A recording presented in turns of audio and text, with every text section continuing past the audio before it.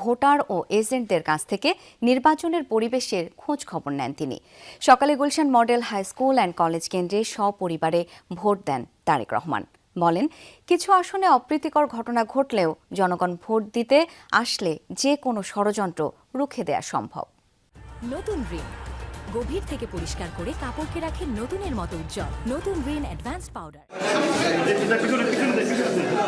সকাল 9:30টার দিকে নিজ নির্বাচনী এলাকার Gulshan model high school and college কেন্দ্রে আসেন বিএনপি চেয়ারম্যান তারেক রহমান, সঙ্গে স্ত্রী ডক্টর জোবাইদা রহমান ও কন্যা ব্যারিস্টার জায়মা রহমান। সবশেষ 2001-এ ভোট দেওয়ার সুযোগ পেয়েছিলেন তারেক রহমান। 2008-এর নির্বাচনের আগেই চলে যেতে বাধ্য হন নির্বাসিত জীবনে। এবার ত্রয়োদশ জাতীয় সংসদ নির্বাচনে 25 বছর পর ভোট দিলেন বিএনপি চেয়ারম্যান। ভোট দিয়ে এসে দেশি বিদেশি গণমাধ্যমের মুখোমুখি হন তিনি।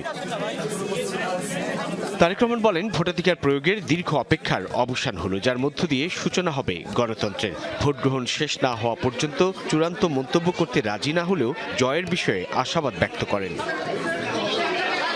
সকলে মিলে যাতে একটি নতুন গণতন্ত্রের সূচনা করতে পারি বাংলাদেশে, যেটি মানুষের বহু দিনের প্রত্যাশা। বাংলাদেশের মানুষ আজকে সারা দিনে বেরিয়ে এসে যদি তাদের অধিকার প্রয়োগ করেন, ভোট দেন, ইনশাল্লাহ যে কোনো ষড়যন্ত্র রুখে দেওয়া সম্ভব। আমি অবশ্যই ইনশাল্লাহ আশাবাদী, আমি দৃঢ়ভাবে আশাবাদী। ভোটাধিকার প্রয়োগের পর তারেক রহমান নিজ বাসভবন থেকে রওনা করেন ঢাকার বিভিন্ন কেন্দ্রের উদ্দেশ্যে। নিজ সংসদীয় এলাকা সহ কয়েক এলাকার সাধারণ ভোটারদের সঙ্গে কথা বলেন তিনি। ঢাকা শহরে একটু ঘুরেছি, জনগণের মধ্যে উৎসাহ উদ্দীপনা আছে। আজকেও সকাল থেকে আমরা দেখছি বিভিন্ন গণমাধ্যমে কিছু কিছু আসছে, কিছু অনাকাঙ্ক্ষিত ঘটনা। সেটাই আমি বলছি, এইসব অনাকাঙ্ক্ষিত ঘটনা জনগণই রুখে দিতে পারে। তারেক রহমান বিভিন্ন কেন্দ্র পরিদর্শন শেষে গুলশানে বিএনপি চেয়ারপারসনের কার্যালয়ে আসেন। অভিযোগ করেন, কিছু আসনে অপ্রত্যাশিত ঘটনা ঘটার। নির্বাচন কমিশন দ্রুত ফলাফল ঘোষণা করবে বলে আশা বিএনপি চেয়ারম্যানের। কোন একটি রাজনৈতিক দল এখনো কিছু অপ্রত্যাশিত ঘটনা তারা বারংবার ঘটিয়ে যাচ্ছে। কাজেই আমরা চাই না যে এসব ঘটনা ঘটুক। যারা এসব ঘটনা ঘটাচ্ছে তাদের প্রতি তো মানুষের বিরূপ ধারণা হবে বলে আমরা বিশ্বাস করি, কারণ ঘটনাগুলো তো ভালো না। তারা তো বিভিন্নভাবে বিভ্রান্ত করার বা অনৈতিক কাজ করার তারা চেষ্টা করছে। একটি তো সাধারণ টাইম ফ্রেম তো আছে, আমরা প্রত্যাশা করব যে সেই টাইম ফ্রেমের মধ্যেই জনগণ রেজাল্ট জানতে পারবে।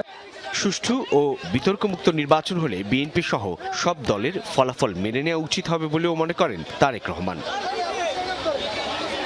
সবশেষ 3টি নির্বাচনই ছিল প্রশ্নবিদ্ধ। একটি অংশগ্রহণমূলক সুষ্ঠু নির্বাচনের মধ্য দিয়ে গণতন্ত্র পুনরুদ্ধারের দাবিতে রাজপথে প্রাণ গেছে বহু জনের। এরপর রক্তক্ষয়ী এক অভ্যুত্থানের মধ্য দিয়ে নতুন পরিবর্তিত পরিস্থিতি, নতুন বাংলাদেশ এবং একটি সুষ্ঠু গ্রহণযোগ্য নির্বাচনের প্রত্যাশা জেগেছে নাগরিকের মনে, যার মধ্য দিয়ে নিজের ভোটাধিকার প্রতিষ্ঠা, নাগরিক অধিকার প্রতিষ্ঠার সুযোগ মিলবে তার। কিন্তু সেই নির্বাচনে সবকটি রাজনৈতিক দলের অংশগ্রহণ থাকলেও সেটি নিয়েও প্রশ্ন উঠেছে, শঙ্কা দেখা দিয়েছে, নানান বিতর্কেরও জন্ম হয়েছে। তারপরও শেষ অবধি সুষ্ঠু নির্বাচনের মধ্য দিয়ে কোনো ধরনের সহিংসতা মুক্তভাবে দেশে শান্তিপূর্ণভাবে সাধারণ মানুষ তার ভোটাধিকার প্রতিষ্ঠা করে নিজের জনগণের সরকার প্রতিষ্ঠা করতে পারবে, সেই প্রত্যাশা সাধারণ ভোটারদের। সাইফুদ্দিন রবিন, যমুনা নিউজ, ঢাকা।